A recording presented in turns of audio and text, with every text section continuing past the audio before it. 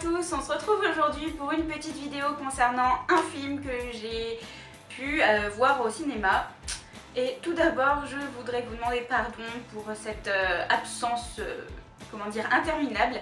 En effet, ça fait peut-être plus d'un mois que j'ai pas posté de vidéo, mais j'ai terminé mes cours, j'ai enchaîné sur mon stage et c'est vrai que j'ai pas trop eu le temps et puis c'est vrai que j'avais un peu la tête ailleurs. Donc voilà, pardonnez-moi, mais ça y est, il y a enfin une nouvelle vidéo. Le film que j'ai eu l'occasion d'aller voir, c'est The Revenant. Donc je pense que tout le monde en a entendu parler, puisque c'est un peu le film de peut-être ce mois, enfin de cette période. À la base, j'étais pas vraiment partie pour aller voir, mais mes meilleurs amis m'ont convaincu de les accompagner et j'ai pas été déçue. The Revenant a été mis en scène par Alejandro González Iñárritu, qui a également signé The Birdman, et un casting plutôt sympathique, puisque bien sûr nous avons Leonardo DiCaprio, dont le film précédent est Le Loup de Wall Street, mais également Tom Hardy, que l'on retrouve dans le rôle de Bane dans Dark Knight Rises, Batman, et qui a également joué dans Mad Max, son dernier film, qui est le héros principal. Ce qui est d'ailleurs assez drôle avec ce personnage, parce que tantôt il joue un mec plutôt bien, et tantôt il joue le méchant de l'histoire, donc voilà, c'est assez drôle.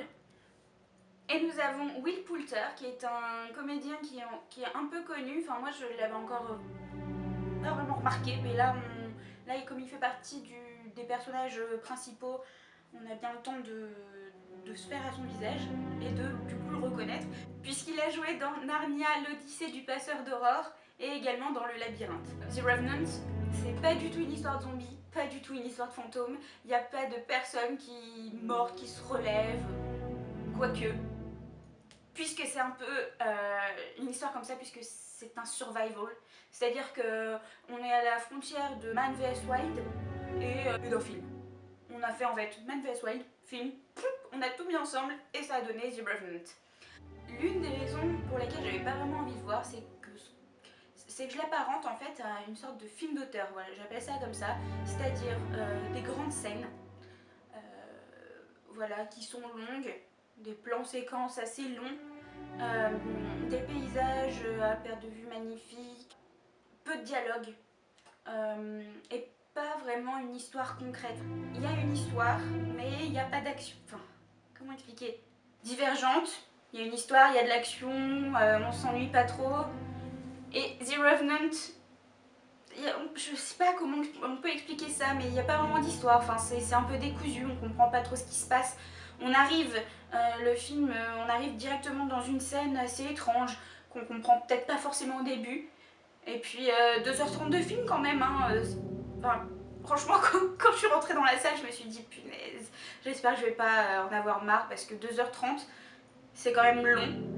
J'ai souvenir de Benjamin Button, qui a duré pareil, à peu près 2h30 ou peut-être un peu plus.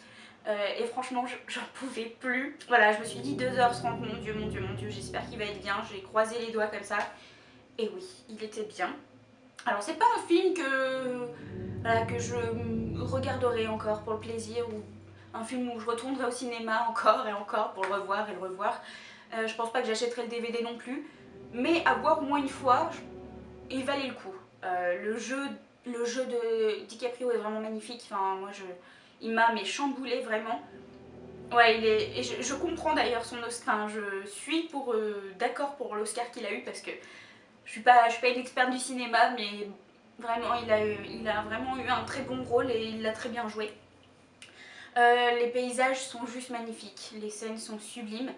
Ouais, voilà, moi ce qui m'a manqué, c'est le dialogue. Pour vous faire un rapide topo, c'est tiré d'une histoire vraie qui se passe en 1800 dans l'Amérique de l'Est sauvage. On est vraiment en pleine nature, vraiment, sincèrement. C'est que de la nature, que des arbres, que de la neige, que des étendues blanches. Parce qu'en plus ça se passe en hiver ou je sais pas quand, mais bon bref, il y a de la neige, il fait froid, on a mal pour eux, enfin bref, voilà. Puis les conditions de vie sont forcément totalement différentes. En 1800, il n'y avait pas les bottes fourrées, les manteaux anti-pluie, enfin voilà, les doudounes chauffantes, les gants, enfin voilà, il n'y avait pas tout ça, bref. Donc voilà, on souffre avec eux en plus, enfin, le film est tellement bien fait qu'on a mal avec eux.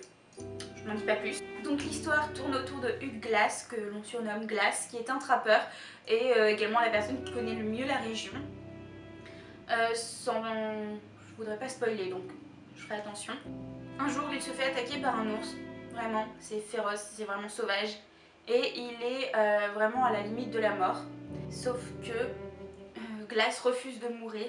C'est vraiment un combattant, c'est vraiment un survivor. C'est vraiment... Ouais, c'est le warrior un peu par excellence. Donc il va bien sûr se remettre sur pied parce que... Voilà, le temps. Et puis c'était très long en fait, c'est très très long. Toute cette période, elle est vraiment affreuse parce qu'elle doit... Oh, elle doit presque durer au moins une demi-heure, même plus, enfin, je saurais pas dire, mais c'est très très long. Donc une fois remis sur pied, il va partir à la recherche de l'homme qui l'a trahi. C'est vraiment un voyage survival dans les terres froides et vides et dans un environnement hostile et peuplé d'indigènes. Voilà, ça tourne autour de cette poursuite assez intense, on va dire. Non pas que ça s'enchaîne, mais en fait les scènes sont vraiment intenses et tantôt violentes, tantôt angoissantes parce qu'on suffoque avec lui. Moi j'ai été angoissée à plusieurs reprises, hein, je vous le dis. Tant, notamment avec l'attaque de l'ours, qui est une scène mais d'une rare violence franchement, et parce qu'en fait ça pourrait être totalement réel. Et l'attaque elle est mais pendant 10 minutes en fait il se fait attaquer par cette oursonne plutôt parce que c'est une maman ours avec ses enfants. Et c'est affreux, enfin, moi j'en avais, à la fin j'en avais marre.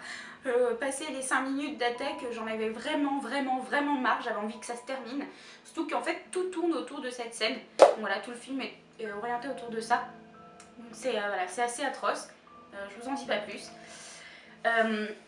Pour moi c'est un film quand même bouleversant, de par l'histoire, de par les plans, en sachant que il y a deux styles de plans dans ce film, des plans constitués comme des tableaux, parce qu'on a voilà, l'immensité de l'espace, donc c'est fixe comme ça, et puis on voit ce qui se passe autour, et puis il y a des plans séquences très complexes, parce qu'on est vraiment immergé avec les personnages, voilà, tout se passe tout autour de nous, ce qui donne vraiment une réalité totale au film.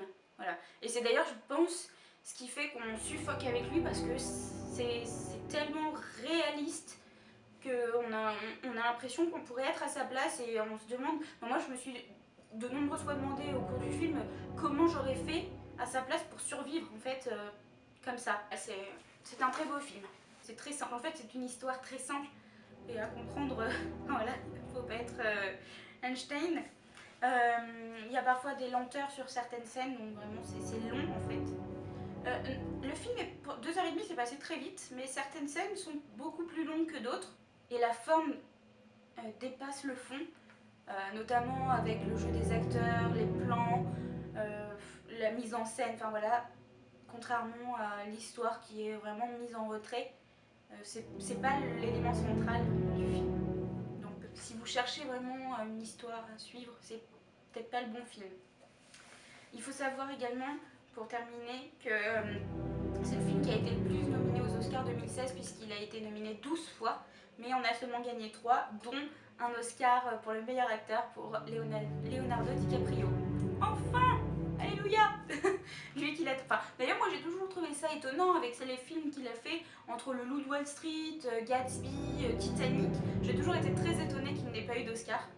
C'était voilà, étrange, mais enfin voilà, il l'a eu. Et je trouve que il le méritait bien. Voilà, un film à voir pour ma part, et que je ne reverrai sûrement pas. Mais voilà, très bon moment tout de même.